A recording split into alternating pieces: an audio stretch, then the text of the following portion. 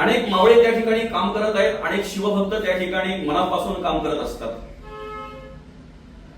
विशालगड अतिक्रमणाचा जो विषय आहे त्या ठिकाणी सर्वप्रथम ते अतिक्रमण हटवल्याबद्दल मी सन्माननीय मुख्यमंत्री महोदयांचं मनपूर्वक हार्दिक आभार व्यक्त करतो, मनापासून धन्यवाद देतो. खरं तर अनेक गडांवर अतिक्रमण आपल्याला पाहायला मिळत आहे. खऱ्या अर्थाने ज्यांना शिवाजी महाराज कळले, ज्यांनी शिवाजी महाराज वाचले, ते कधीच कुठल्या गडावर अतिक्रमण करणार नाहीत, मग ते कोणत्याही धर्माचे असू द्यात. माझ्या मुस्लिम बांधवांना सुद्धा ज्यांनी ज्यांनी शिवाजी महाराज वाचलेत ना, छत्रपती शिवाजी महाराज ज्यांना कळलेत ना, ते कधीच अशा ठिकाणी अतिक्रमण करणार नाहीत, अतिक्रमण करायला जाणार नाहीत. त्या ठिकाणी मुख्यमंत्री महोदयांनी खऱ्या अर्थाने अतिक्रमण हटवलं, पण त्याच्या आधी अनेक संघटनांना त्या ठिकाणी संघर्ष करावा लागला. छत्रपती संभाजीराजे असतील, त्याचप्रमाणे त्यांच्याबरोबर अनेक संघटना असतील या महाराष्ट्र राज्यामध्ये देव, देश आणि धर्मासाठी कार्य करणाऱ्या संघटना. त्या ठिकाणी त्या संघटना संघर्ष करत असताना अनेक संघटनांचे पदाधिकारी जे आहेत त्यांच्यावर केसेस करण्यात आला, त्यांच्यावर गुन्हे दाखल करण्यात आले. अनेक प्रकारचे शिवभक्त आहेत, त्या शिवभक्तांवर केसेस करण्यात आल्या, त्यांच्यावर गुन्हे दाखल करण्यात आले. खरं तर अतिक्रमण जर असेल तर ते हटवण्याचं काम शासनाचं आहे, प्रशासनाचं लक्ष त्या ठिकाणी देणं कर्तव्य आहे. पण ज्या वेळेला प्रशासनाचं शासनाचं दुर्लक्ष होतंय त्यावेळेला मात्र काही संघटनांना संघर्ष करावा लागतो.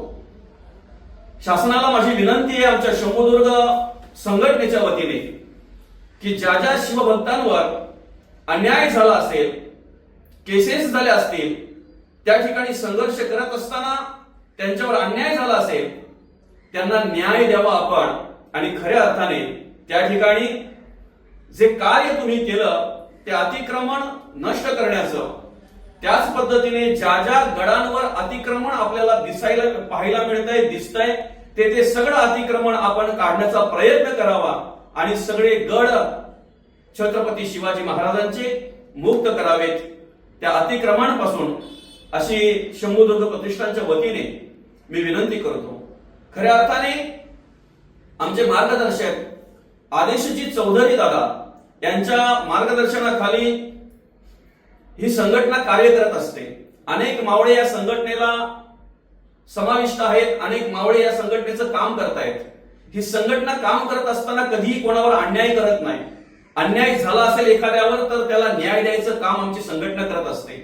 आणि म्हणून पुन्हा एकदा विनंती आहे, पुजाऱ्यांनी ज्या महिलेवर, अर्थातच आमची ताई अक्षता म्हात्रे ताई, हिच्यावर अत्याचार करून तिची निर्घृण हत्या केली, तिला न्याय द्यायचं काम प्रशासनाने करावं, शासनाने करावं अशी मी विनंती करतो. त्याचप्रमाणे सेक्रेड हार्ट स्कूल वरप कल्याण या ठिकाणी संचालक जे अरविंद अंथणी आहेत, त्यांच्याकडून जी विद्यार्थ्याला झालेली मारहाण आहे, आमचे अनिल दळवी दादा यांचा मुलगा, खरं तर मुलगा जाण्याचं दुःख त्या दादालाच माहिती असेल, त्या बापालाच माहिती असेल काय असतंय ते.